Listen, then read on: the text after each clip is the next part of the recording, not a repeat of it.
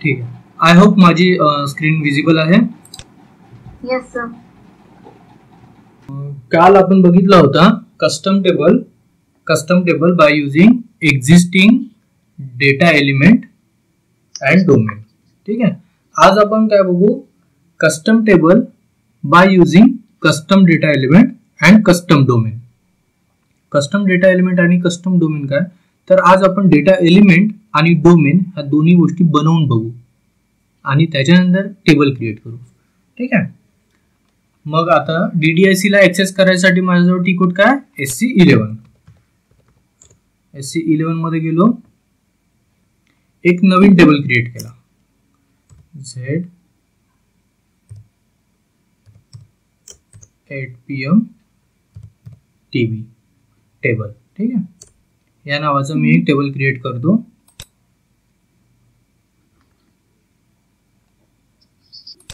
Short description मध्ये आज पण एम्प्लॉई डिटेल.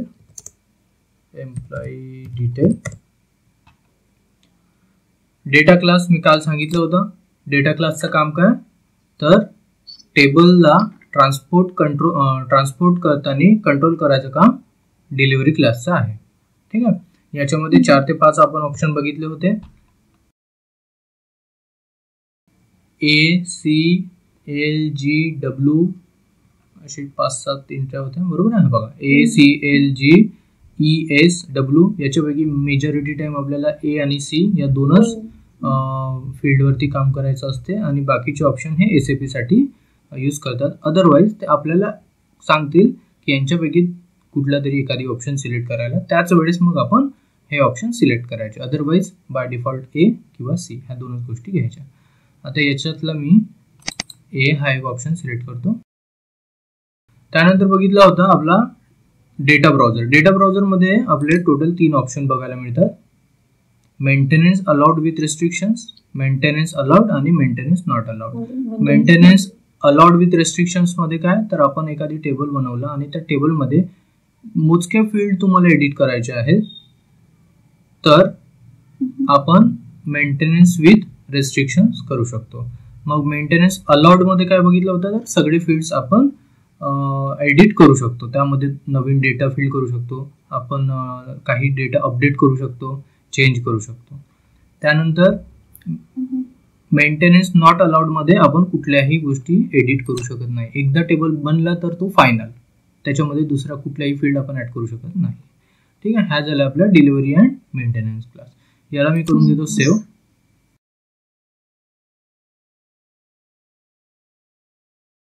Local object. ठीक आहे. आपला डेटा सेव्ह झालेला आहे. त्याच्यानंतर आपण आता जाऊया फील्ड वरती, पण फील्ड टाकण्यापूर्वी आपण जाऊ टेक्निकल सेटिंग.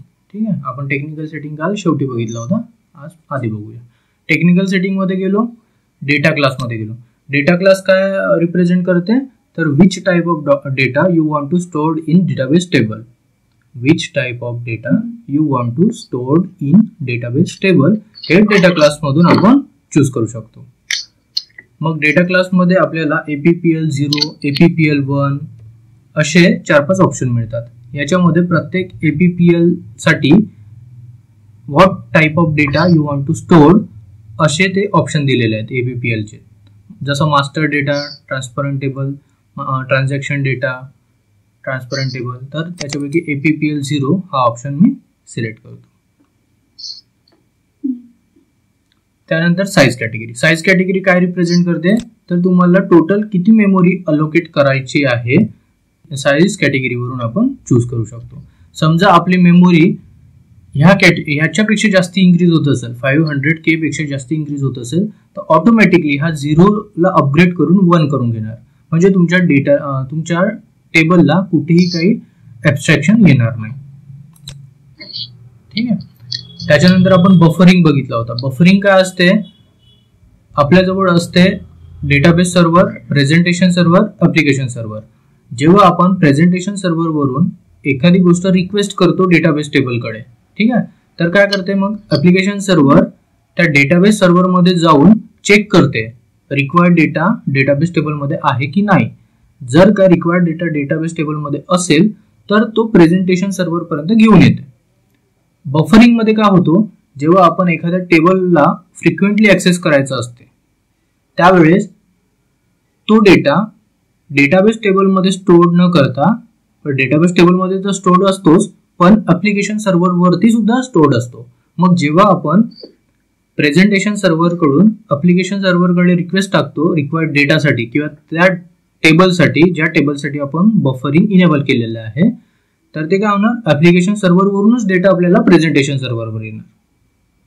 ठीक आहे, ऍप्लिकेशन सर्व्हरवरूनच डायरेक्ट आपल्याला प्रेझेंट होणार. म्हणजे तो डेटाबेसमध्ये जाऊन शोधणारच नाही हा डेटा तिथं आहे किंवा नाही, कारण ते ऑलरेडी ऍप्लिकेशन सर्व्हरवरती आहे आणि तो ऍप्लिकेशन सर्व्हरवरूनच आपल्याला प्रेझेंट होऊन जाणार. याने काय होणार, आपला जो परफॉर्मन्स आहे तो इन्क्रीज होणार.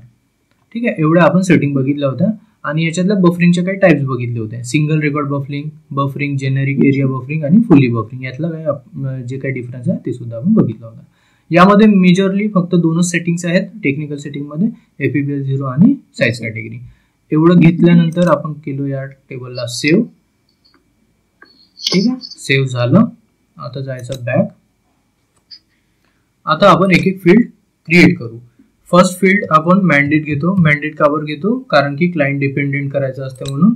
ठीक आहे, त्यानंतर डेटा एलिमेंट याचं ऑलरेडी SAPने क्रिएट करून ठेवलेलं आहे मॅन्डेट. ठीक आहे, याला मी ॲज इट इज प्रोव्हाइड केला. आता मी घेतो नेम, एम्प्लॉई नेम. ठीक आहे, एम्प्लॉई किंवा EMP नेम घेतो. ठीक आहे, EMP नेम ऑलरेडी नेम आहे, हा मी ॲज इट इज घेतो.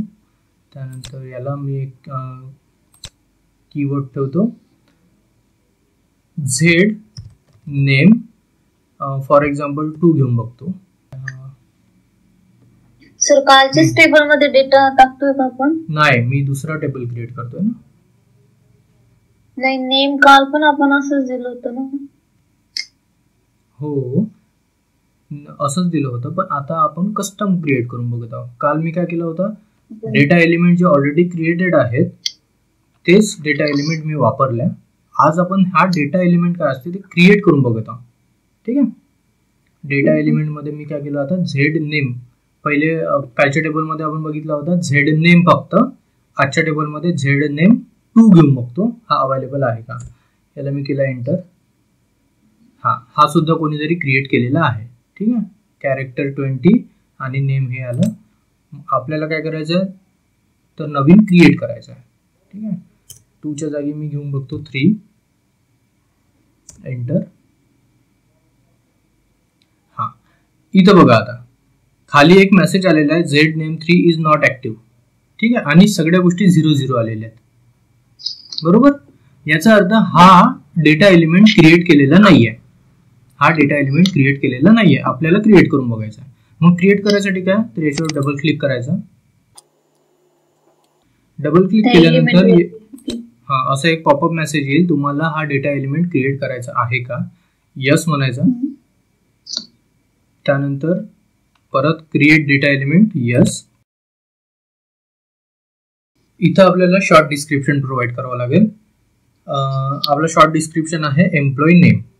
आपण हा डेटा एलिमेंट कशासाठी बनवत आहोत, तर एम्प्लॉईच्या नेमसाठी. त्यानंतर आता डोमेन नेम आपल्याला इथं द्यायचं असते. ठीक आहे, तर domain name Z EMP name मी घेतो, किंवा डेटा एलिमेंटचं जो नाव आहे झेड नेम 3 हा घेतला तरी पण चालेल. ठीक आहे, किंवा झेड EMP नेम हा मी का डोमेन नेम घेतलेला आहे.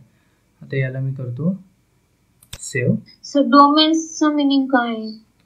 हा, डोमेन नेमकं काय आहे, डोमेन हा एक सेंट्रली ऍक्सेस आहे, याच्याशिवाय डेटा एलिमेंट क्रिएट नाही करतायत. ठीक आहे, म्हणजे काय, डेटा एलिमेंट डिपेंड आहे डोमेन वरती, पण डोमेन डिपेंड नाहीये डेटा एलिमेंटवर. आणि डोमेन डेटा एलिमेंट मधला डिफरन्स काय, डोमेन मध्ये आपण टेक्निकल सेटिंग्स किंवा टेक्निकल ऍट्रिब्यूट्स सेव्ह करू शकतो.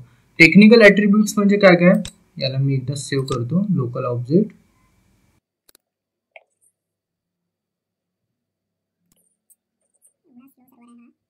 डोमेन काय असते, तर आपण टेक्निकल सेटिंग्स यामध्ये सेव्ह करू शकतो. टेक्निकल सेटिंग्स म्हणजे काय, तर डेटा टाईप, लेंथ, त्याचे पॉसिबल व्हॅल्यूज डेसिमल प्लेसेस नंतर ह्या सगळ्या गोष्टी आपण इथून डोमेन मधून सेव्ह करू शकतो.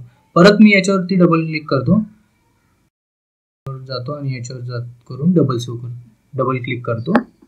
डबल क्लिक केल्यानंतर डोमेन बघा, त्याच्यावर मी डबल क्लिक केला आहे. ठीक आहे, डबल क्लिक केल्यानंतर domain ZEMP name does not exist. परत एक मेसेज आला की हा डोमेन नेम एक्झिस्ट नाही करत, तुम्हाला हा क्रिएट करायचा आहे का? येस, मला क्रिएट करायचा आहे. जेव्हा इथे येतो, इथे सुद्धा आपल्याला एक शॉर्ट डिस्क्रिप्शन प्रोव्हाइड करावं लागेल. इथे सुद्धा मी काय करतो, EMP नेम देतो. ठीक आहे, EMP name short description provide केला. आता बघा इथं डेटा टाईप विचारते. ठीक आहे, डोमेन मध्ये आपण हा एक टेक्निकल ऍट्रिब्यूट सेव्ह करू शकतो. काय तर डेटा टाईप आपण काय काय बघितले होते, कॅरेक्टर, इंटिजर, डेट्स, बरोबर. आता त्याच गोष्टी आपल्याला इथं सुद्धा बघायला मिळतात. ह्याच्यावर मी जाऊन क्लिक करतो. आहे बघा, आता इथे तुम्हाला दिसत असणार खूप सारे. हे बघा, कॅर है ना, क्लायंट, CUKY ही करन्सीसाठी आपण फील्ड वापरली होती, आठवते? CURR ही करन्सी रेफर करायसाठी फील्ड वापरली होती. हे सॅलरीसाठी, CUKY सॅलरीसाठी, अमाऊंटसाठी, आणि CURR रेफरन्स फील्डसाठी वापरलेली होती. अशा पद्धतीने हे भरपूर सारे इथं डेटा टाइप्स आहेत. याच्यापैकी आता मला पहिला काय पाहिजे, कॅरेक्टर लेंथ पाहिजे, कॅरेक्टर स्ट्रिंग पाहिजे. कॅरेक्टर का, कारण की मला नेम सेव्ह करायचा आहे. आपण हा जो डोमेन क्रिएट करत आहोत, कशासाठी करत आहोत, नेम साठी करतो, आणि नेम ऑलवेज कॅरेक्टर मध्ये असते. तर मी काय करणार, याला कॅरेक्टर करणार.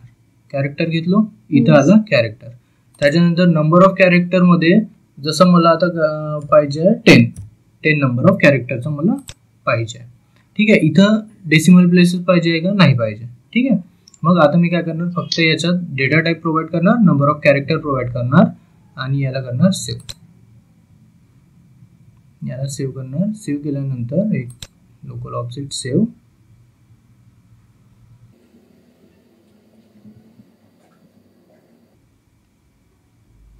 ठीक आहे, इथून जाऊन मग मी करणार ऍक्टिव्हेट.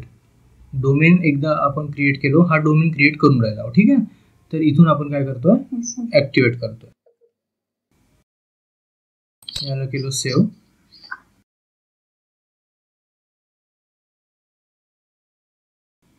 ठीक आहे, हा ऍक्टिव्हेट झालेला आहे. आता इथून आपण जाऊया बॅक. ठीक आहे, इथून बॅक आल्यानंतर एक फील्ड लेबल नावाचा एक तुम्हाला ऑप्शन दिसत असेल. फील्ड लेबलवर जाऊन इथं आपण त्या फील्ड लेबलची कॅरेक्टर डिसाईड करावं लागतं. 10 हे आपल्या मनाने घ्यायचं असते, पण मोस्टली 10, 15, 20 आणि 30 हे ऑटोमॅटिकली फील्ड लेबल जेव्हा येईल टेबलमध्ये, मी तुम्हाला दाखवतो फील्ड लेबल कुठे येते. तर फील्ड लेबल जेव्हा येईल त्याची लेंथ पाहून तो ऑटोमॅटिकली तिथं घेत जाईल त्या टेबलमध्ये. समजा आपल्या फील्ड लेबलचं नाव खूप लांब आहे, त्यावर मग 10 कॅरेक्टरपेक्षा इन्क्रीज होत आहे, तर मग तो काय करणार, 50 कॅरेक्टरवाला घेईल. समजा 50 कॅरेक्टरवाल्यापेक्षाही जास्ती लांब आपलं नाव आहे, जो डिस्क्रिप्शन जे फील्ड लेबल आपण देऊ तो 15 कॅरेक्टरपेक्षा सुद्धा पण लांब आहे, तर मग तो 20 कॅरेक्टरवाला घेईल. ठीक आहे, असं तो इन्क्रीजिंग ऑर्डरमध्ये जात जाईल. जर का 10 कॅरेक्टरमध्येच होत असेल तर मग तो 10 कॅरेक्टरवालाच घेणार. ठीक आहे, जसं आता मी घेतो इथं, ह्याला मी घेतो कॅपिटल. ठीक आहे, याला मी घेतो कॅपिटल. Employee name. आता बघा, हा फक्त एन वरती येऊन थांबून गेला. याचा अर्थ काय, तर टोटल तुमचे कॅरेक्टर एन वरती येऊन संपलेत. 10 जो नंबर ऑफ कॅरेक्टर आपण प्रोव्हाइड केलेला आहे ते इथे येऊन संपलेत. आता मग काय करणार, परत एम्प्लॉई नेम. ठीक आहे, इथं पूर्णपणे आलेलं आहे. मग तो काय करणार, 15 कॅरेक्टर वाली लेंथ आपल्या ॲज अ फील्ड लेबल म्हणून घेईल. याला मी बोलतो कॅपिटल, कॉपी आणि पेस्ट.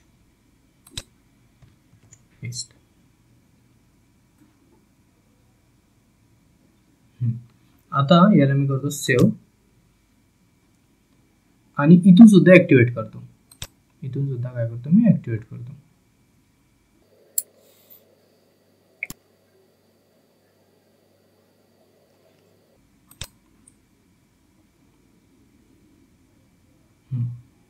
ठीक आहे. बघा इथे एम्प्लॉई नेम आपला डिस्क्रिप्शन मध्ये आलेला आहे. त्याच्यानंतर कॅरेक्टर लेंथ आपण किती प्रोव्हाइड केली होती, 10 कॅरेक्टर प्रोव्हाइड केली होती, तर 10 आलं. आणि डेटा टाईप का दिला होता, कॅरेक्टर दिलेला होता. त्यामुळे इथे काय आलेलं आहे, कॅरेक्टर 10 आणि त्याचा डिस्क्रिप्शन. फील्ड लेबल कुठे येते, जे फील्ड लेबल आपण मी मुद्दाम कॅपिटल मध्ये दिलो होतो आणि जो त्याचा डिस्क्रिप्शन आहे हा एम्प्लॉई नेम हा स्मॉल मध्ये दिलाय. का, कारण आपल्याला डिफरन्स समजायला पाहिजे का जो डिस्क्रिप्शन आपण प्रोव्हाइड करतो तो कुठे येतो आणि फील्ड लेबल जो प्रोव्हाइड करतो तो कुठे येतो. ठीक आहे. तर जो डिस्क्रिप्शन आहे हा तुमच्या डेटा एलिमेंटच्या समोर जे शॉर्ट डिस्क्रिप्शन आहे तिथे येतो.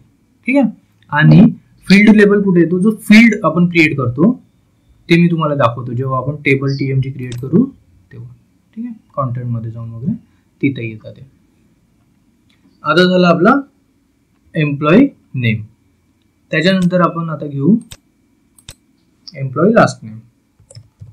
एम्प्लॉई एल नेम घेतो लास्ट नेमच्या जागी. याला मी करतो की field ZL name. ZL name 3 घेतो. ठीक आहे. आणि याला मी चेक करून बघतो. बघा हे सुद्धा व्हॅल्यू 00 आले. याचा अर्थ हा क्रिएटेड नाहीये. मग आपल्याला हा क्रिएट करावा लागेल. त्याच्यासाठी मी काय करतो, डबल क्लिक करतो. डबल क्लिक केल्यानंतर अशी एक पॉपअप मेसेज विंडो ओपन होते. आपल्याला हे क्रिएट करायचं आहे का, हो क्रिएट करायचं आहे, येस. पहिले सेव्ह, हा टेबल सेव्ह करायचा आहे का, हो सेव्ह. आणि त्याच्यानंतर क्रिएटचा मेसेज येईल बघा. ठीक आहे. मग क्रिएट डेटा एलिमेंट, येस. ठीक आहे. आता डोमेन इथं आपल्याला शॉर्ट डिस्क्रिप्शन प्रोव्हाइड करायचं आहे. हा डोमेन नेम आपण कशासाठी प्रोव्हाइड करतो, तर लास्ट नेम साठी. ठीक आहे. EMP लास्ट, सॉरी याला मी स्मॉल मध्ये घेतो. EMP last, EMP last name. EMP last name नंतर मग आता डोमेन मला घ्यायचा आहे. डोमेन डेटा एलिमेंट्सच कॉपी करतो. याला गेलो कॉपी, याला गेलं पेस्ट. ठीक आहे. याला एंटर करून बघतो. नो ऍक्टिव्ह डोमेन अवेलेबल, म्हणजे ऑलरेडी हा ZL नेम 3 नावाने जो डोमेन आहे तो ऑलरेडी क्रिएटेड आहे. डोमेन क्रिएटेड आहे, डेटा एलिमेंट क्रिएटेड नव्हता. ठीक आहे. तर मग मी आता याचं काय करतो, नाव चेंज करतो. L लास्ट नेम घेतो. ठीक आहे. Last name 3. याच्यावरती जाऊन एंटर करतो.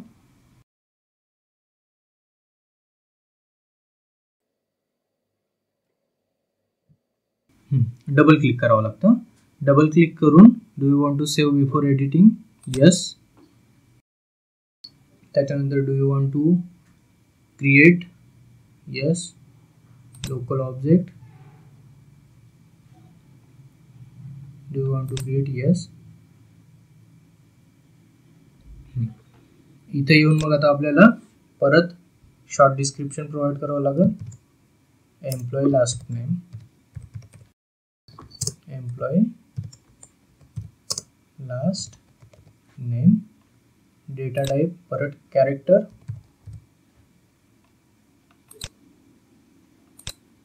Character length 10. बाकी गोष्टींची आपल्याला काही गरज नाही आहे. मी याला केलं सेव्ह.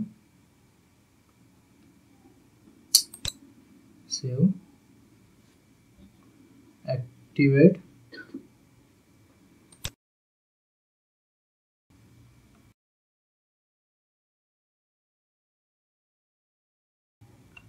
इथून आपण गेलो बॅक. त्यानंतर आता फील्ड लेबल प्रोव्हाइड करायचे आहे. फील्ड लेबल मध्ये गेलो. इथं सिमिलरली आपण काय करतो, 10, 15. मीन्स प्रत्येक डेटा एलिमेंटला सेपरेट डोमेन असतं का? असं काही कंपल्सरी नाही, सेपरेट डोमेन असतं. तुम्ही सेम डोमेन पण वापरू शकता. ठीक आहे. मी तुम्हाला बस समजावं म्हणून ते वारंवार क्रिएट करून दाखवतो. नाही तर जो नेम 3 आपण केला होता ना, फक्त नेम 3, Z नेम 3, तोच डोमेन मी याला सुद्धा वापरू शकतो. म्हणजे क्रिएट करायची प्रोसिजर पूर्ण करावी लागणार ना? नाही, जस्ट मग हे रियुजेबिलिटी पर्पज आहे. डेटा एलिमेंट आणि डोमेन काय आहे? रियुजेबिलिटी पर्पज. रियुजेबिलिटी म्हणजे काय? तुम्ही एकदा जर का क्रिएट केले तर तो वारंवार तुम्हाला क्रिएट करायची गरज पडत नाही. सेम डोमेन तुम्ही मल्टिपल ठिकाणी वापरू शकता. जसं मी काल तुम्हाला दाखवलं होतं. काल काय केलं होतं? एक थर्ड कोणत्या तरी पर्सननी क्रिएट करून ठेवलेला होता झेड नेम नावाने. मी काय केलं? त्याचाच वापर केला. म्हणजे ऑलरेडी कोणीतरी क्रिएट करून ठेवलेलाच डोमेन मी वापरलो. जर का माझं काम त्याच डोमेननी होत आहे तर मी नवीन क्रिएट करू का बरं? बरोबर आहे. आणि आता आपण का क्रिएट करतो? कारण प्रॅक्टिस करायची, आपल्याला समजलं पाहिजे डोमेन काय असते, डेटा एलिमेंट काय असते. कधी काळी तुम्हाला गरज पडू शकते नवीन डेटा एलिमेंट क्रिएट करायची, त्यावेळेस मग तुम्हाला हे स्टेप्स माहिती पाहिजे म्हणून मी सांगतोय. अदरवाईज तुम्हाला नवीन कस्टम डेटा एलिमेंट क्रिएट करायची गरज पडणार नाही. तसं नाही, म्हणजे मी असं म्हणत होते आपल्याला त्याच नेमचं डोमेन घ्यायचं जो आपण घेतला जस्ट झेड नेम साठी, तरी पण मग असं परत क्रिएट करावं लागतो का डोमेन, का तेच कॉपी पेस्ट करू शकतो असं म्हणतो इकडे? तेच कॉपी पेस्ट करू शकतो. समजलं. एम्प्लॉई लास्ट नेम, ठीक आहे, एम्प्लॉई लास्ट नेम.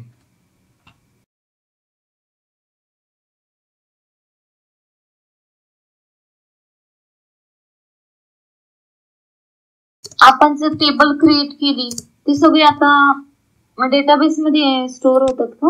हो.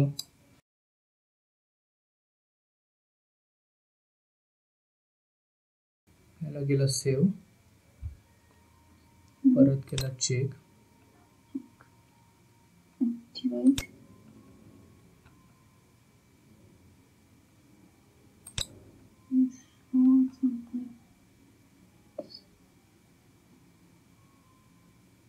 ठीक आहे, ऍक्टिवेट आणि आपण गेलो बॅक.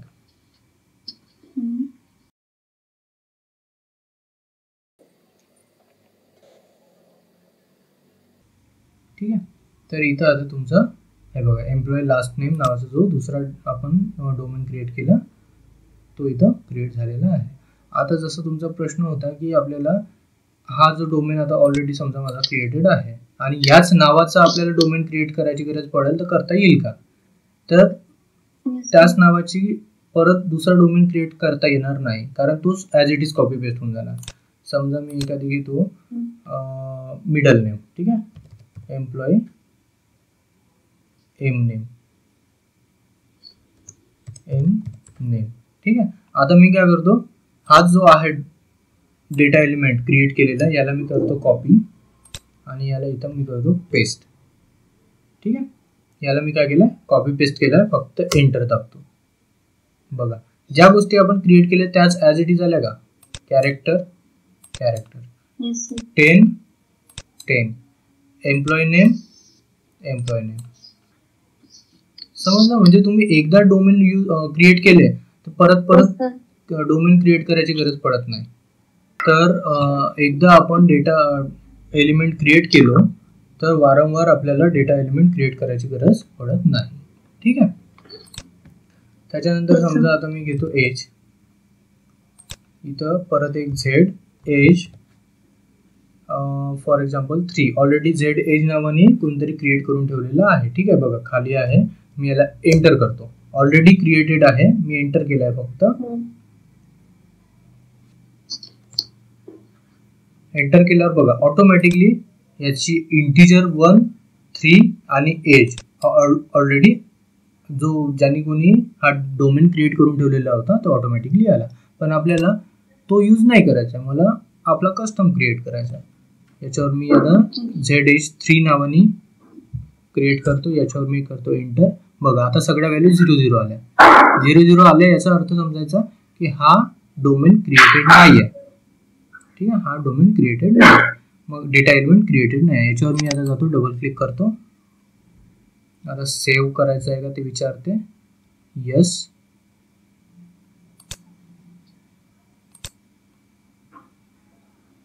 सेव्ह केल्यानंतर तुम्हाला डेटा एलिमेंट क्रिएट करायचा आहे का? येस. हा, आता एज साठी आपण कॅरेक्टर घेऊन चालणार आहे का? नाही. Employee age. आता मी यालाच कॉपी पेस्ट करून बघतो हा अवेलेबल आहे का आपल्याकडे. कॉपी केला, याला केला पेस्ट, याच्यावरती डबल क्लिक करून बघतो. याच्यावर मग आता सेव्हचा ऑप्शन विचारते तुम्हाला. येस. त्याच्यानंतर सेव्ह. आता काय तुम्हाला क्रिएट करायचं आहे का? येस. काय पाहिजे आपल्याला? Employee age. त्यानंतर डेटा टाईप आता काय पाहिजे आपल्याला? इंटीजर पाहिजे, INT. ठीक आहे, INT.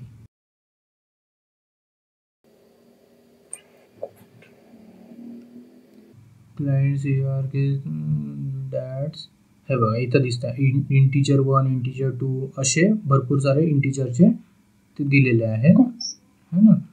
टाईप याच्यापैकी आपण इंटीजर 1 घेऊ. इंटीजर 1 घेतला, त्याचा नंबर ऑफ कॅरेक्टर 3 ऑटोमॅटिकली आलं. आणि याचा आउटपुट लेंथ, आतापर्यंत आउटपुट लेंथ तुम्हाला दिसत नव्हती, बरोबर आहे. आता आउटपुट लेंथ दिसत आहे. का बरं? जेव्हा तुम्ही नंबर घेता ना त्यावेळेस त्याच्यात आउटपुट लेंथ येते. आता मी तुम्हाला सांगतो याच्यातला डिफरन्स काय. जेव्हा तुम्ही एखादी डेट घेता, ठीक आहे, जेव्हा एखादी तुम्ही काय घेता? डेट घेता. डेटची टोटल कॅरेक्टर लेंथ किती असते? टोटल कॅरेक्टर 8 राहते, बरोबर आहे. पण तुम्हाला आउटपुट लेंथ किती लागते? 10 लागते. का बरं 10 लागते? का बरं 10 लागते आउटपुट लेंथ?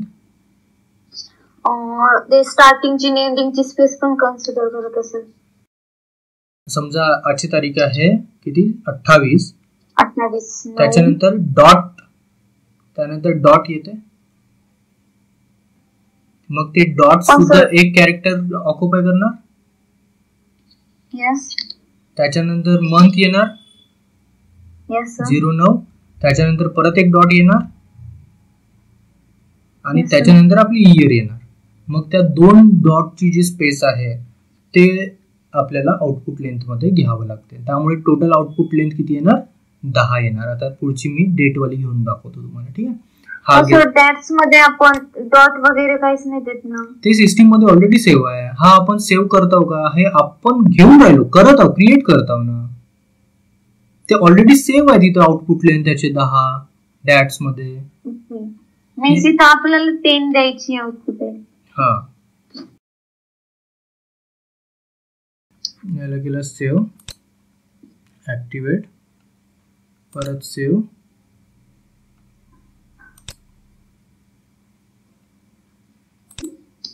ऍक्टिवेट. आपण इथे फील्ड लेबल दिलेलं नाही आहे, फील्ड लेबल देऊन देऊ. सर ते फील्ड लेबल कुठे येतं? त्यानंतर आपण आपलं काय घेतोय? Employee age.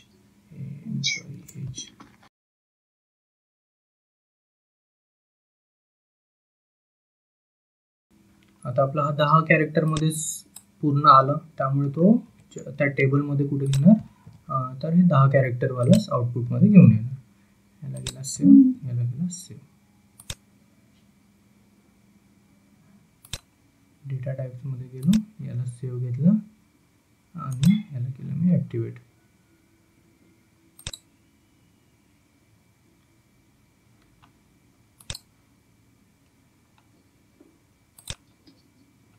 आता एक घेऊ date of joining, DOJ date of joining Z DOJ 3 enter 0 याचा अर्थ अवेलेबल आहे. Double click, yes.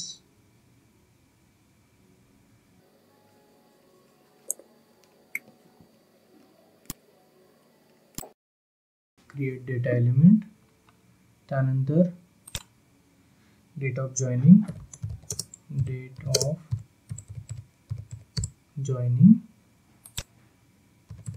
परत डोज 3 दूंगा. Copy, paste, double click, yes,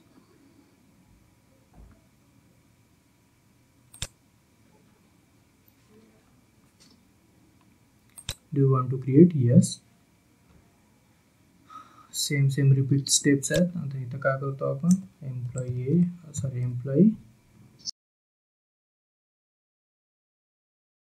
joining, त्याच्यानंतर आता पाहिजे आपल्याला डॅट्स मी केला एंटर. डॅट्स एंटर केल्यावर बघा इथे जसं मी डेट्स घेतलो, ठीक आहे, जसं मी इथं डॅट्स घेतलो, नंबर ऑफ कॅरेक्टर आले 8 आणि आउटपुट लेंथ आली 10. ठीक आहे, ऑटोमॅटिकली आली, आपल्याला ती टाकायची गरज नाही पडली. तर आता ते हे 10 का बरं आले ते समजलं. आपण जे डॉट घेणार आहोत त्याची स्पेस तो ऑक्युपाय करते, त्यामुळे इथं आउटपुट लेंथ 10 आली. याला घेतला, सेव्ह केला, त्यानंतर याला परत सेव्ह लोकल ऑब्जेक्ट, त्याच्यानंतर बॅक गेलो, field label, date of joining, character length 10. नाही, एक काम करतो मी, याला आता हे देतच नाही, फील्ड लेबल देतच नाही. ठीक आहे, डायरेक्ट सेव्ह करतो.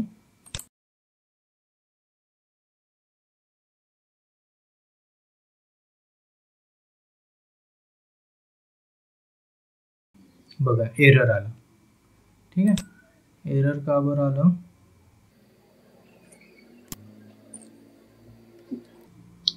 Dose was not active, no active domain available. ठीक आहे, डेटा एलिमेंट अनकन्सिस्टंट.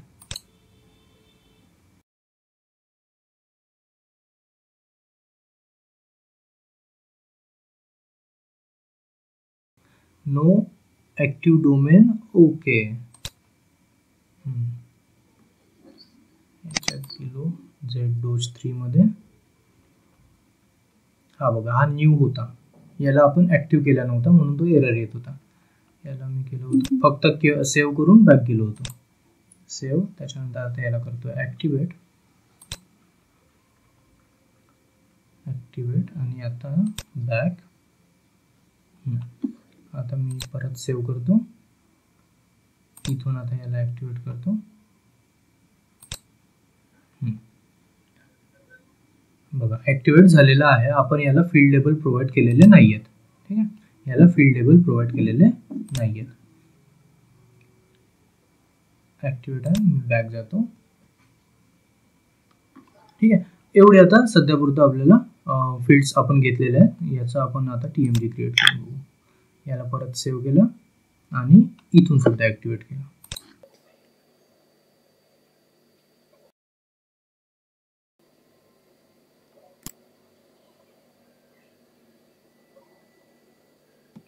काय वॉर्निंग येत आहेत, एनहान्समेंट कॅटेगरीच्या वॉर्निंग येतील कदाचित, बरोबर. हां, त्याच वॉर्निंग्स आल्यात. एनहान्समेंट कॅटेगरीमध्ये जाऊन आपण ते सुद्धा करून घेऊ. एक्स्ट्रास, त्याच्यानंतर enhancement categories,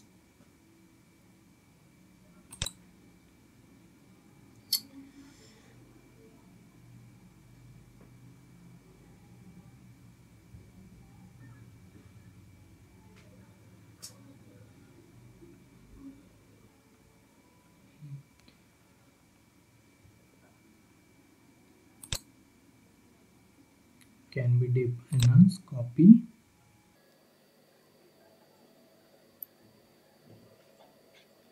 save, again activate.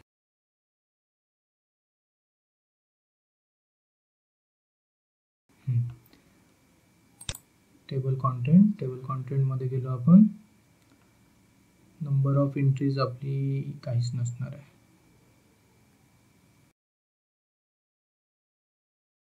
Number of entries 0. ठीक आहे, मग आपल्याला एंट्रीज टाकायसाठी काय करावं लागेल, TMG क्रिएट करावं लागेल. बघा इथून एक्झिक्यूट केलं तरी पण तो काय म्हणणार, टेबल मध्ये काही एंट्री नाही आहेत. मग आता आपल्याला बॅक जावं लागेल.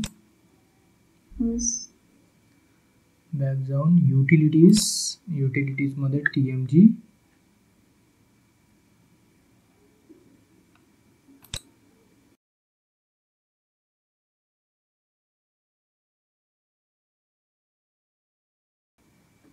authorization group %nc %.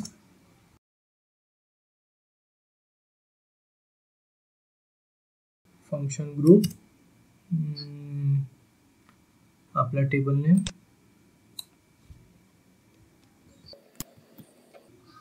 वन स्टेपच करतो याला आणि find screen number propose screen number continue yes. इथं 1 झाला बघा. जेव्हा 2 स्टेप करतो तेव्हा 1 आणि 2 असे येतात. 1 स्टेपमध्ये 1 आला. आता यामध्ये जाऊन मी करतो याला क्रिएट.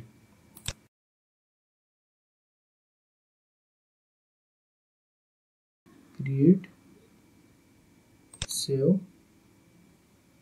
परत save local object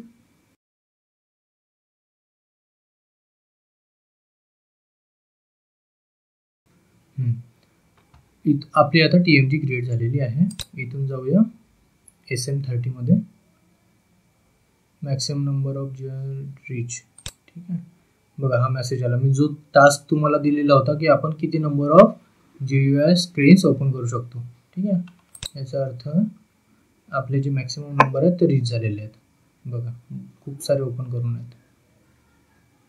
yes sir. इथे येऊन पुन्हा आता SM30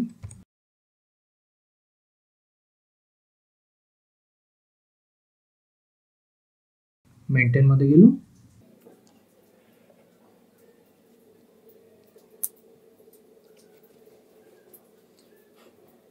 तुम्हाला मी सांगितलं होतं फील्ड लेबल TMG क्रिएट केल्यानंतर मी दाखवणार. बरोबर आहे. इथे दिसतंय का तुम्हाला फील्ड लेबल? यस सर दिसतंय. Employee name employee last name आहे आणि इथे प्लस सिंबल का बरं आला? आणखी ऍड करण्यासाठी नाही. मी शेवटची फील्ड मुद्दाम त्याला फील्ड लेबल दिलेला नव्हता. आठवते? जे डेट वाली फील्ड होती त्याला आपण फील्ड लेबल दिलेलं नाही आहे. मी तुम्हाला म्हटलं होतं की हे याला मी फील्ड लेबल देत नाही. आणि त्याला सेव्ह करून ऍक्टिव्हेट करून टाकलं डायरेक्ट. शेवटच्या फील्डला एक एरर आली बरोबर. ते एरर आपण सॉल्व्ह केला. त्यानंतर फील्ड लेबल मध्ये गेलो. फील्ड लेबल मध्ये मी प्रोव्हाइड केलेलं नाही काहीच फील्ड. तर हे मुद्दाम केलं होतं. याच्यासाठी हे तुम्हाला दाखवायचं होतं. जर आपण तिथं फील्ड लेबल प्रोव्हाइड नाही केलं तर इथं जो वरचा ब्लॉक आहे इथं प्लस सिम्बॉल येतो. म्हणजे हे जे टायटल ब्लॉक द्यायसाठी आपल्याला तिथं फील्ड लेबल द्यावं लागतं. समजलं आता? फील्ड लेबल आपण तिथं जे प्रोव्हाइड करतो आणि ते कुठं दिसते ते. यस. आणि डिस्क्रिप्शन कुठे दिसतंय तर आपण जो डेटा एलिमेंट क्रिएट केलेला होता त्या डेटा एलिमेंटच्या समोर दिसते आपल्याला डिस्क्रिप्शन.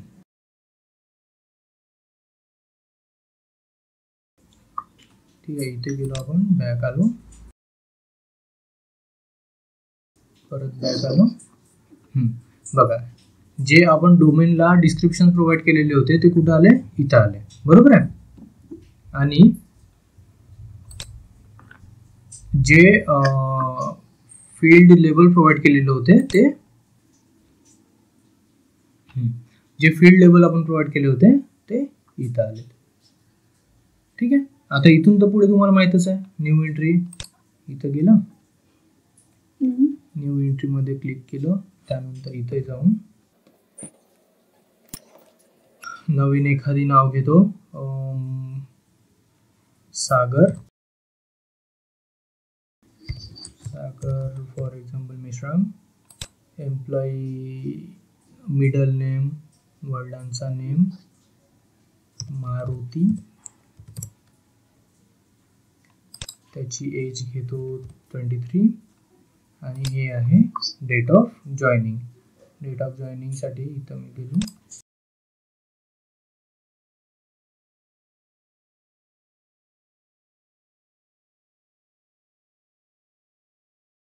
याला केला सेव्ह.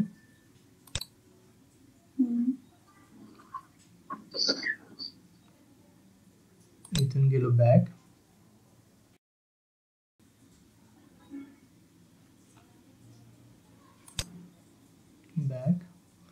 TMG मधून बाहेर पडलो, आपल्या टेबलमध्ये ते एंट्री क्रिएट झाली आहे का बघून घेऊया.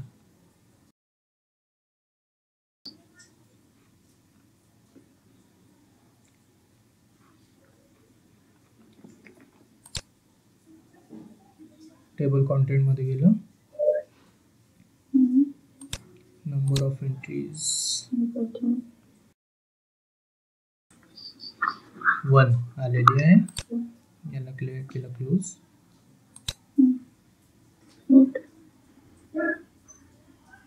आपलं एंट्री क्रिएट झालेली आहे.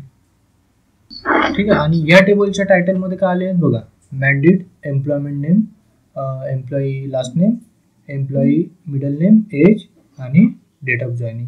हे कुठल्या नेम्स आल्या, ह्या फील्ड्स आल्या, ज्या फील्डच्या नेम घेतलं होतं आपण. बरोबर आहे. इथं काय आल्या, फील्ड आल्या. TMG मध्ये जे वरती आले होते टायटल, ते काय आले, फील्ड लेबल आले. बरोबर. आणि जे डेटा एलिमेंट क्रिएट केलो, त्या डेटा एलिमेंटच्या डिस्क्रिप्शन मध्ये काय आले, जे डोमेनला डिस्क्रिप्शन प्रोव्हाइड केलं होतं ते आले. ठीक आहे.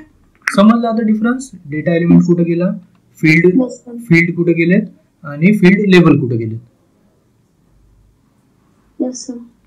ठीक आहे. आता डेटा एलिमेंट आणि डोमेन मधला डिफरन्स समजला.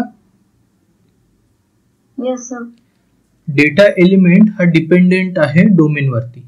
ठीक आहे. डेटा हा एक पहिला डिफरन्स झाला. दोन्ही डेटा एलिमेंट आणि डोमेन हे काय रियुजेबिलिटी कॉन्सेप्ट आहेत.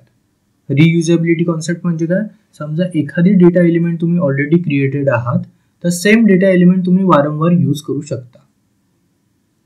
ठीक आहे. एखादी डेटा एलिमेंट समजा तुम्ही क्रिएट केलेले आहात, तर सेम डेटा एलिमेंट तुम्ही वारंवार यूज करू शकता. हा झाला data एलिमेंटचा purpose.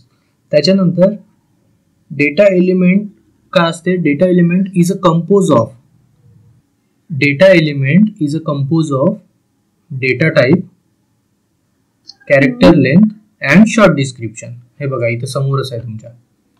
Data element is a compose of data type, character length and short description. ठीक आहे. And short description. whereas domain has some additional technical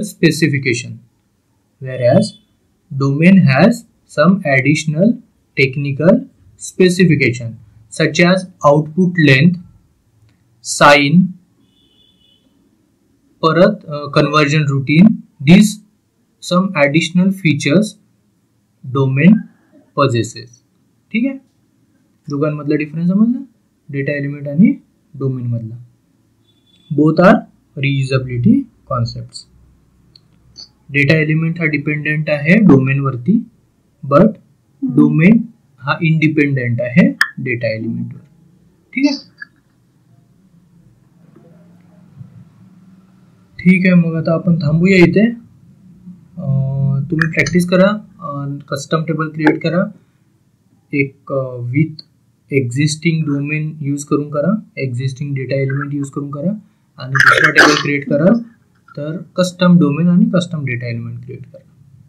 ठीक आहे. सर आपण काल केलं होतं तो custom table by using custom data elements का, custom table using existing data element काल होता तो. एक्झिस्टिंग म्हणजे ऑलरेडी ते होते, तुम्ही क्रिएट केलेत का डेटा एलिमेंट, नाही. क्रिएट आज करणार. आज जो लेक्चर बघितलो आपण काय केलं, तिथं प्रत्येक डेटा एलिमेंट काय करून बघितलो, क्रिएट केलं होतं. ठीक आहे. मग आजचा काय होता, custom table by using custom data element. कालचा होता custom table using existing data element. ठीक आहे.